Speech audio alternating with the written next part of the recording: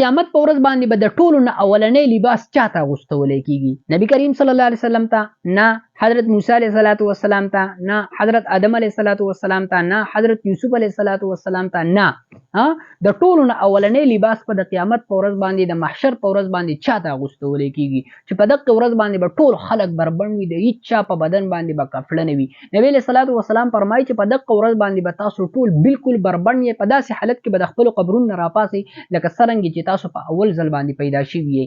چې کله سړی د خپلې مور د ګېډې نه راوځي نو بالکل صحیح په بدن باندې کپړه نه وي، داسې به د قیامت په ورځ باندې هم تاسو د خپلو قبرونو نه راپاسئ او بالکل بربند به یې ستاسو په بدن باندې به کپړه نه وي. او نبی علیه السلام وفرمایل چې تاسو به بغیر د سنت چې کوم دی هغه راپاسولی شي. حدیث مبارکه کې راځي حضرت عایشې رضی الله تعالی عنها د نبی علیه السلام نه تپوس وکړو د الله پاک رسوله دا به څرنګه وي سړی او ښځې او دا هر څه چې ګډوډ داسې وي، سړی به ښځو یا ښځې به یو بل ته یا سړي به یو بل ته ګوري. نو نبی علیه السلام فرمایل ای عایشې دا داسې ورځ نه ده، د دنیا ورځ نه ده، هلته به په چا کې دومره طاقت نه وي، دومره جرأت به چا کې نه وي چې هغه یو بل ته وګوري. هلته به د هر سړي د خپل ځان سره فکر وي، دا به چا په ګمان کې او ذهن کوم نه راځي چې بل چاته وګوري. د هر سړي به د خپل ځان سره فکر وي چې زما سره به څه کېږي، زما به څه کېږي، الله رب العالمین به زما سره څه کوي. هلته به په چا کې دومره طاقت نه وي بل چاته څوک نظر هم نشي اړولی. نو نبی علیه السلام فرمایل چې د ټولو نه اولنی لباس چې اغوستولی کېږي هغه به چاته اغوستولی کېږي؟ د ټولو نه اولنی لباس جنتي کپړه جنتي لباس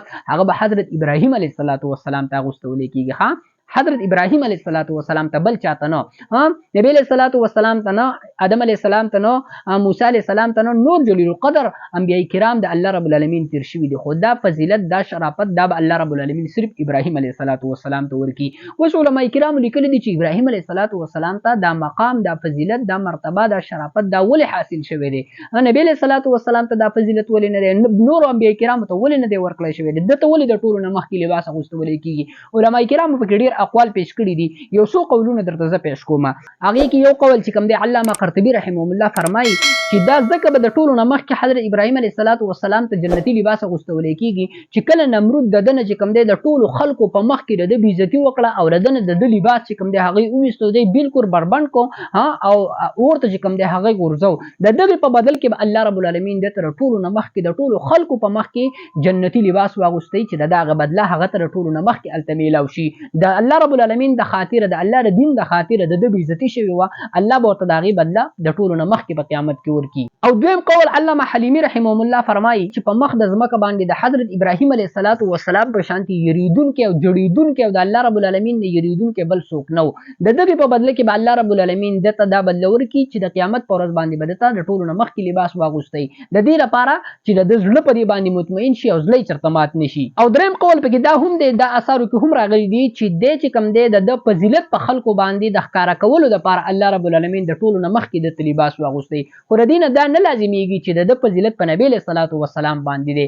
نبي علیه السلام مقام مرتبه هغه ډېر لوی دی، خو د جزئي فضیلت چې کوم دی هغه په دې وجه ورکړی شوی دی کوم چې دا مخکې ما ذکر کړل. صحیح ده. او نبي علیه السلام ته به د ده نه ښایسته لباس، ښایسته کپړه، ښایسته لباس به هغه نبي علیه السلام ته ورکولی کېږي. دا د حضرت ابراهیم علیه السلام فضیلت دی چې د ټولو نه مخکې به الله رب العالمین د حشر په میدان کې او د محشر په میدان کې دته لباس او جنتي لباس اغوستوي. ویډیو د خپلو ملګرو دوستانو سره د ثواب په نیت ضرور شیر کوئ چې د دې انفارمیشن نه د داسې لازمي ویډیوګانو نه نور ملګري هم هغه واقف کیږي. السلام علیکم ورحمت الله وبرکاته.